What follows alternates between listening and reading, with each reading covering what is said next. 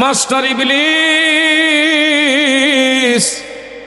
এই দিক দিয়ে আমার ভাইরা ইসমাইল দাবি হুল্লার কানে কানে গিয়া কয়, এ ইসমাইল, তোমার বাবার সাথে তুমি যে যাও, তোমার বাবা কি চক্রান্ত করতেছে তুমি তো জানো না। কয় কি করতেছে? কয় তোমার বাবা তোমারে কিন্তু নিয়া তোমার গলার মধ্যে চাকু দিয়া জবাই দিবে। রওজা শরীফ দেখতে কি সুন্দর, একবার দেখিলে মনে শান্তি হয় অন্তর, হায় হায় শান্তি হয় অন্তর। তাই তো যাব রওজা দেখিতে। যেই গরুর দাম 1.5 লাখ টাকা হবে না, এই গরুটা বাজারে থেকে 5 লাখ টাকা দিয়ে আনি। যেই গরুর দাম 5 লক্ষ টাকা হবে না, এই গরু 10 টাকা হাঁকাইয়া আমি আপনি রাস্তা দিয়া যখন আনতে থাকি, এলাকার লোকজন দেখা বলে, রহিমের বাপ এই বছর কত টাকার পশু আপনি কোরবানি করতেছেন? আমরা মানুষকে বলি 5 লক্ষ টাকার পশু এই বছর কোরবানি দিতেছি। কোরবানি বলতে শুধু 10ই জিলহজ এটাই মনে হয় কোরবানি। আমার বাবারা, বন্ধুরা, যে দিন থেকে শরীয়ত আমার আপনার উপরে আরোপ করা হয়েছে, ওই দিন থেকে সকল ক্ষেত্রে আল্লাহ যেটা আদেশ করছেন, যা নিষেধ করেছেন, এটা মেনে চলার নামে হলো আল্লাহর জন্য কোরবানি। একটু জোরে জোরে বলেন না সুবহানাল্লাহ। আল্লাহ রাব্বুল আলামিন কোরআনুল কারিমে বলেন, ইয়া আইয়ুহান নাস কুলু মিম্মা ফিল আরদি হালালান তাইয়্যিবা। এই জমিনের মধ্যে আল্লাহ পাক যেটা হালাল করেছেন, এটা মাইনা চলার নামে হলো একমাত্র কোরবানি। যেটা আল্লাহ নিষেধ করছে এটা বর্জন করা। আমরা শুধু মনে করি কোরবানি গরু খাওয়ার নামে মনে হয় কোরবানি। যেখানে আদেশ আছে সেটা মানতে হবে, আল্লাহ যেখানে নিষেধ করছে এটা পরিহার করতে হবে। কথা বলেন ঠিক না বেঠিক? আল্লাহ রাব্বুল আলামিন বলেন, বান্দারে যা কিছু করবা আমার আদেশ নিষেধ মেনে চলার নামে হলো মুসলমানি। কি বলেন? কথা ঠিক না বেঠিক? আমার বাবারা, এই এলাকার মা মহিলাদেরকে বলি গো মা, অনেক মা মহিলারা আছে, বিশেষ করে কোরবানি যখন সামনে আসে, কোরবানির সময় দেখা যায় অনেক মা এমনও আছে, তারা কিন্তু বলতে থাকে, হায়রে 1.5 লাখ টাকা দিয়া, এমনকি 1,25,000 টাকা দিয়া, এমনকি 80,000 টাকা দিয়া, 70,000, 50,000 এবং 7 ভাগের 1 ভাগ 30,000 টাকা দিয়া কোরবানি করছি, আবার কেন আরেকজনের গোস্ত বিলাইয়া দেব? এমন কিছু কথা কওয়ার কারণে কিন্তু আমাদের কোরবানি আর কোরবানি হয় না। কথা জোরে বলেন ঠিক না বেঠিক? বিশেষ করে আমরা কোরবানি করব কার জন্য? নামাজ আদায় করব কার জন্য? আমার আল্লাহ রাব্বুল আলামিন বলেন, কুল ইন্না সলাতি ওয়া নুসুকি ওয়া মাহইয়ায়া ওয়া মামাতি লিল্লাহি রাব্বিল আলামিন।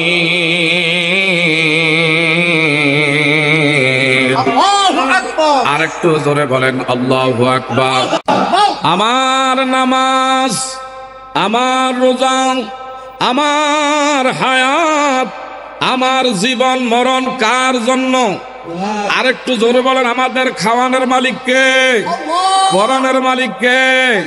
সুস্থতার মালিক কে? অসুস্থতার মালিক কে? একটু সবাই আওয়াজ দিয়া গলা ছেড়ে বলেন আল্লাহ। এই জন্য বাবারা, বন্ধুরা, আল্লাহ রাব্বুল আলামিন বললেন, তোমরা যা কিছু করবা আমি আল্লাহর সন্তুষ্টির জন্য করবা। আমার ভাইরা, বাবারা, বন্ধুরা, এই কোরবানি আমার আপনার শুধু এখন থেকে না, বাবা আদমের সফিউল্লাহ ওনার সন্তান হযরতে শীশ আলাইহিস সালাতু ওয়াস সালাম থেকে শুরু হয়েছে। আর এটা আমার আপনার জাতির পিতা ইব্রাহিম খলিলুল্লাহ। আমার আপনার জাতির পিতার নাম কি বাবা বলেন? মিল্লাতা আবিকুম ইব্রাহিম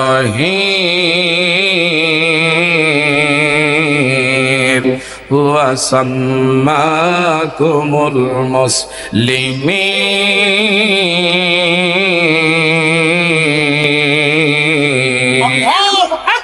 আমাদের জাতির পিতার নাম কি? ইব্রাহিম খলিলুল্লাহ। আমাদের জাতির পিতার নাম কি? ইব্রাহিম খলিলুল্লাহ। সুন্নাতে ইব্রাহিমী, বিশেষ করে আমার আপনার কোরবানি।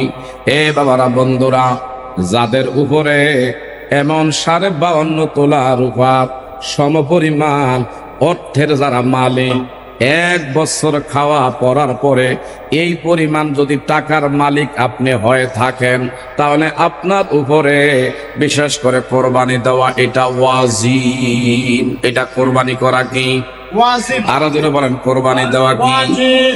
আমার বাবারা, বন্ধুরা, এই কোরবানি তো এখন আমি আপনি দেখা যায় সত্যিকার অর্থে আল্লাহর জন্য আদায় করি না। শুরুতে যখন আমরা হালাল পশু যেটার দ্বারা কোরবানি আদায় হয়, বাজারে যখন যাই তখন কিন্তু দেখা যায় যেই গরুর দাম 1.5 লাখ টাকা হবে না, এই গরুটা বাজারে থেকে 5 লাখ টাকা দিয়ে আনি। যেই গরুর দাম 5 লক্ষ টাকা হবে না, এই গরু 10 টাকা হাঁকাইয়া আমি আপনি রাস্তা দিয়া যখন আনতে থাকি, এলাকার লোকজন দেখা বলে, রহিমের বাপ, এই বছর কত টাকার পশু আপনি কোরবানি করতেছেন? আমরা মানুষকে বলি 5 লক্ষ টাকার পশু এই বছর কোরবানি দিতেছি। কারণ কি আমার ভাইরা, এটা শিরোনাম হওয়ার জন্য, পেপারের শিরোনাম হওয়ার জন্য, হাইলাইটস করার জন্য, মানুষকে দেখানোর জন্য যদি কোরবানি করে থাকি, 5 লাখ কেন 20 লক্ষ টাকা দিয়েও যদি পশু কোরবানি করি, এটা আল্লাহর দরবারে গ্রেন্টেড হবে না। কথা জোরে বলেন, ঠিক না বেঠিক? বিশেষ করে যদি কোনো মা বলে, হায় রে, সমাজ রে কেন গোস্ত দেমু, এত টাকা দিয়া গরু খরিদ করছি, কোরবানি করছি, এখানে আবার কেন আরেকজন রে ভাগ দেমু, এমন যদি কোনো কথা কেহ বইলা থাকে, তাইলে তার কোরবানি আদায় হবে না, গোস্ত খাওয়া হবে। কথা জোরে বলেন, ঠিক না বেঠিক? এই জন্য আমার মা মহিলাদেরকে বলবো, মা, আমি আপনি গোস্ত খাওয়ার জন্য কোরবানি করি নাই। অধিকাংশ জায়গায় মা মহিলাদের কথার কারণে কিন্তু কোরবানির হক আদায় হয় না। কথা বলেন, ঠিক না ঠিক? সর্বপ্রথম আপনাদেরকে বলি, যদি কোরবানি করতে হয়, লাইয়ানাল্লাহ লুহুমুহা, একমাত্র আমি আপনি বাবারা, বন্ধুরা, তাকওয়া বান যদি হইয়া কোরবানি করতে পারি, আল্লাহ পাক বলে, ও গোলাম, তোমার পশুটা কত লক্ষ টাকার, কি পরিমাণ গোস্ত, আমি আল্লাহ তোমার গোস্তের দিকে তাকাই না, রক্ত মাংস আমার কাছে পৌঁছে না, একমাত্র কোরবানিকারীর ভিতরের তাকওয়া আমার আল্লাহ দেখে। কথা বলেন, ঠিক না বটে? আমরা কোরবানি করব কার জন্য? আমার ভাইরা, বাবারা, বন্ধুরা, এই কোরবানি করেছিলেন আমার আপনার জাতির পিতা ইব্রাহিম খলিলুল্লাহ, ইসমাইল দাবিহুল্লাহ, বাপ বেটা দুইজন।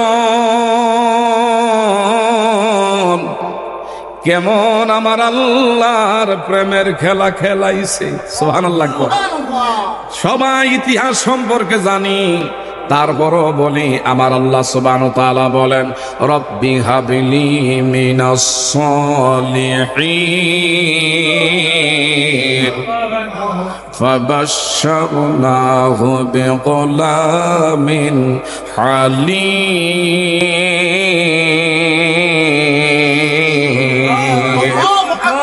আমার ভাইরা, হযরত ইব্রাহিম খলিলুল্লাহ আল্লাহর কাছে দরখাস্ত করলেন, আল্লাহ,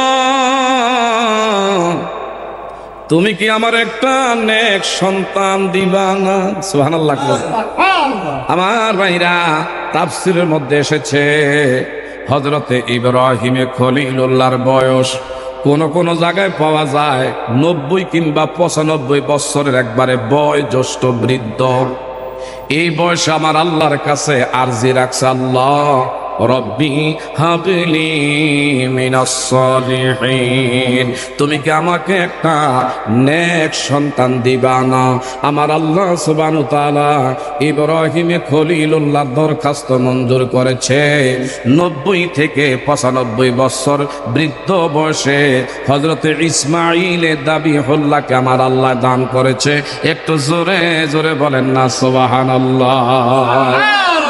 আমার ভাইরা, এই ইসমাঈল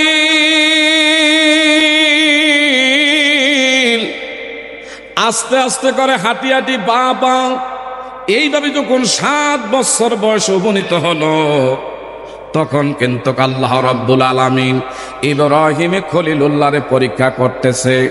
হায় হায়, দেখি আমার ইব্রাহিমে খলিলুল্লাহ সত্যিকার অর্থে আমি আল্লাহরে কেমন ভালোবাসে। সে কি সন্তানরে ভালোবাসে না আমি আল্লাহরে ভালোবাসে?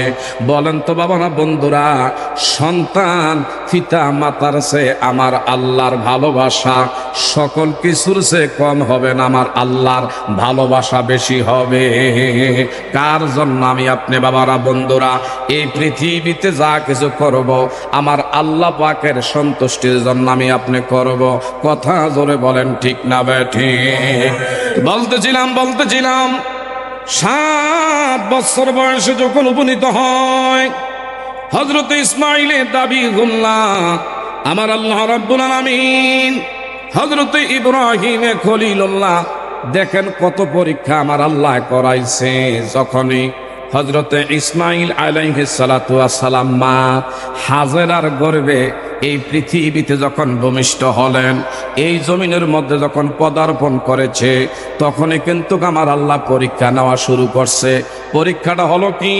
দেখি আমার ইব্রাহিমে খলিলুল্লাহ সন্তানকে বেশি ভালোবাসে না আমি আল্লাহরে বেশি ভালোবাসে?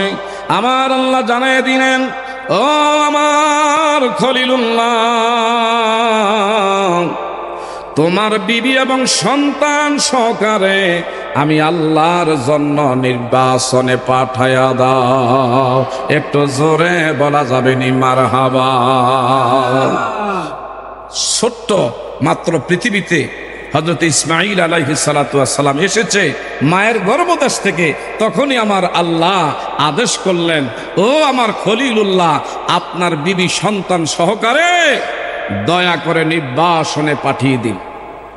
আমার ভাইরা, এমন কেউ আছে গর্ভের সন্তান দুনিয়ায় এই মাত্র এসেছে, তার সন্তানকে আমার বাবারা বন্ধুরা এমন সেই বাড়ি ঘর সব ত্যাগ করে আমার বাবারা বন্ধুরা কোথাও দূরে বনে কিংবা জঙ্গলে কোনো বাবা কি যাই না শুই না তার সন্তান বিবিরে এমন ওই জায়গায় রাইখা আসতে চাইবে? মইরা যাইতে রাজি, তারপর সন্তান রে এইভাবে বনে জঙ্গলায় পাহাড়ে পর্বতে কোনো বাবা চাইবে না। কি বলেন? কথা ঠিক না ঠিক? কিন্তু নবী রাসূলরা যত বড়, তাদের ঈমানি পরীক্ষা অনেক অনেক বড়। কি বলেন? কথা ঠিক না ঠিক? আমার ভাইয়েরা, হযরত হাজেরা আর সন্তান ইসমাঈল দুইজন হযরতে ইব্রাহিমে খলিলুল্লাহ বলল, তোমরা দয়া করে ওই সে সোয়ারির পৃষ্ঠে আরোহণ করো। বিবি বলল, কোথায় যাবেন? কয়, আল্লাহ আদেশ করছে দয়া করে তোমরা উঠো। আল্লাহর কথা শুই না বিবি আর কোনো কথা বলে না, চুপচাপ খামোশ।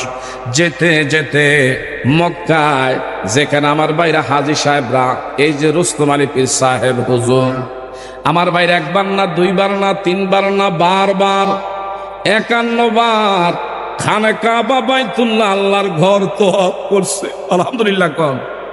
ওই খানে কাবা আল্লাহর ঘর বাইতুল্লাহর পাশে সাফা মারওয়া দুই পাহাড়ের মধ্যবর্তী স্থানে হযরতে ইসমাঈল আলাইহিস সালাতু ওয়াস সালাম রে নিয়া বিবিরে নিয়া এখানে যখন অবস্থান করছে, বিবি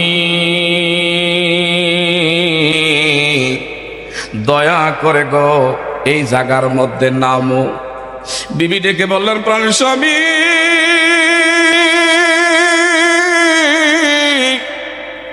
এই জায়গায় কোনো মানব নাই, জনমানবহীন এমন খালি জায়গায় আমাদেরকে আপনি বলতেছেন নামার জন্য। কয় আমি বলি নাই, আমার মালিক আমার আল্লাহ আদেশ করেছে।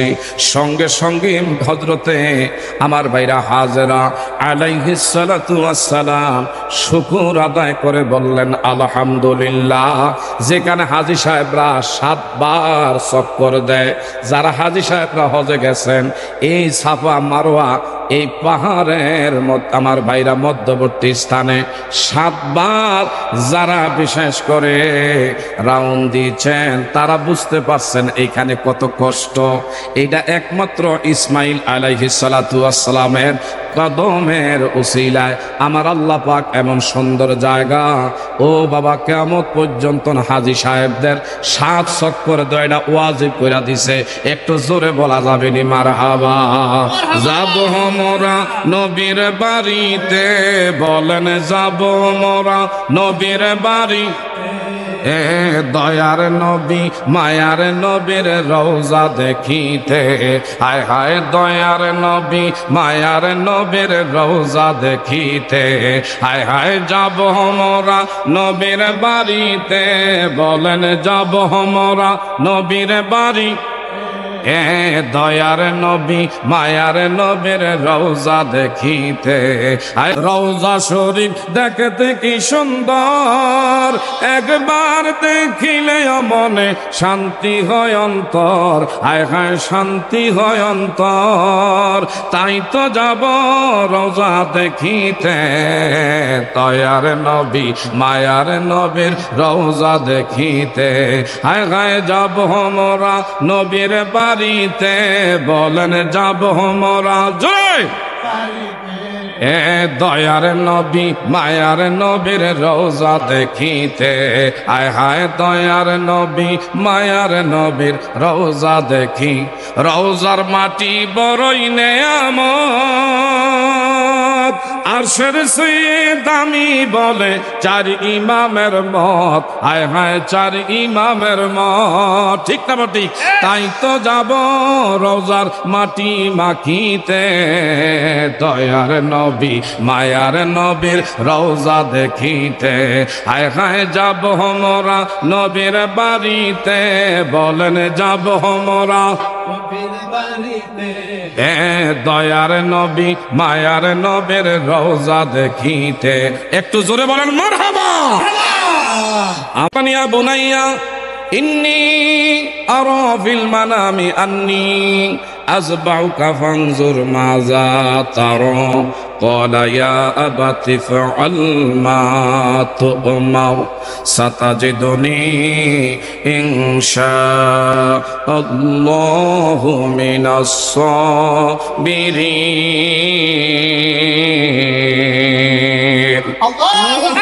আরো জোরে করে আল্লাহু আকবার।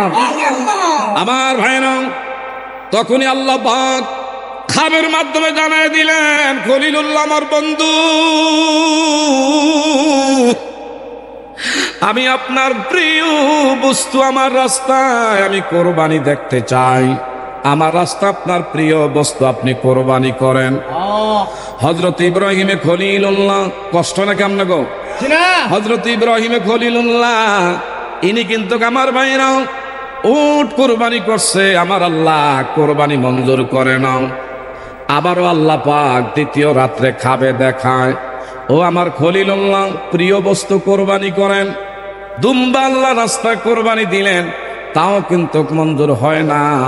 আল্লাহ পাক বলে, আপনার প্রিয় বস্তু আমার রাস্তায় কোরবানি দেন। ইব্রাহিমে খলিলুল্লাহ বুঝতে পারছে, আমার প্রিয় বস্তু বলতে আমার কলিজার টুকরা রক্তের ধন, একটাই মাত্র শেষ বয়সের সন্তান, যেটা হলো ইসমাইলে দাবিউল্লাহ। আর দেরি করি নাই আমার ভাইরা, বিবিরও কিছু বলে নাই, একান্ত গোপনে আমার ভাইরা, হযরতে ইসমাইলের দাবি হল্লার কাছে বাবাই গিয়া কয়, বাবা আমি তোমারে নিয়া এক জায়গায় বেড়াইতে যাব। বিবির কাছে গিয়া বলল, বিবি আমার সন্তান ইসমাইল রে গোসল করাইয়া ভালো কাপড় পরাইয়া সাজুগুজু করাইয়া আমার কাছে তুলে দাও। বিবি বলল, আমার সন্তান রে কই নিয়ে যাচ্ছেন? কয় এমন জায়গা নিয়ে যাইতেছি বেড়াইবার জন্য, কিন্তু মাস্টার ইবলিস আছে না? না, মাস্টার ইবলিস এই দিক দিয়ে আমার ভাইরা ইসমাইলে দাবি হুল্লার কানে কানে গিয়া কয়, এ ইসমাইল, তোমার বাবার সাথে তুমি যে যাও, তোমার বাবা কি চক্রান্ত করতেছে তুমি তো জানো না? কয় কি করতেছে? কয় তোমার বাবা তোমারে কিন্তু নিয়া তোমার গলার মধ্যে চাকু দিয়া জবাই দিবে। বলল, আমার বাবাই যদি আমার গলায় চাকু ধরে শুকুর আলহামদুলিল্লাহ, কারণ আমার বাবাই নিজের ইচ্ছায় কিন্তু গলায় চাকু ধরবে না, নিশ্চয়ই আল্লাহর মনে হয় এখানে আদেশ আছে। সুবহানাল্লাহ, আরো জোরে করে আল্লাহু আকবার।